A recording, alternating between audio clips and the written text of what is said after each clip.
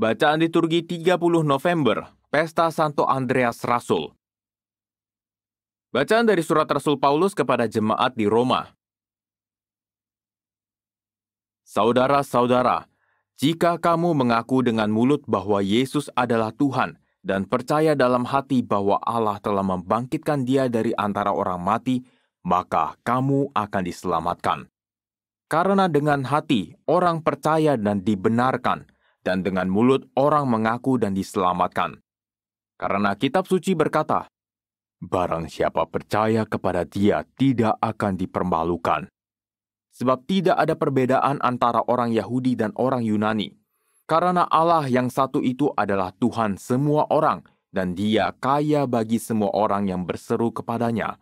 Sebab barang siapa yang berseru kepada nama Tuhan akan diselamatkan. Tetapi bagaimana mereka dapat berseru kepadanya jika mereka tidak percaya kepada Dia? Bagaimana mereka dapat percaya kepada Dia jika tidak mendengar tentang Dia? Bagaimana mereka mendengar tentang Dia jika tidak ada yang memberitakannya? Dan bagaimana mereka dapat memberitakannya jika tidak diutus? Seperti ada tertulis, betapa indahnya kedatangan mereka yang membawa kabar baik. Tetapi tidak semua orang telah menerima kabar baik itu.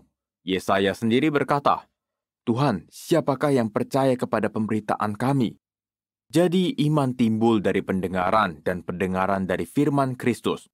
Tetapi aku bertanya, adakah mereka tidak mendengarnya? Sungguh mereka telah mendengarnya. Suara mereka sampai ke seluruh dunia dan perkataan mereka sampai ke ujung bumi. Demikianlah sabda Tuhan, syukur kepada Allah. Di seluruh bumi bergemalah suara mereka. Di seluruh bumi bergemalah suara mereka. Langit menceritakan kemuliaan Allah dan cakrawala memberitakan karya tangannya.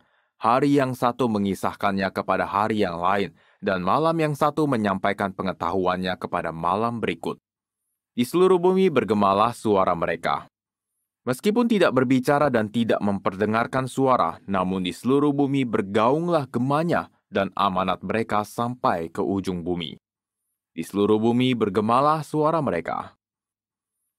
Aleluya, aleluya.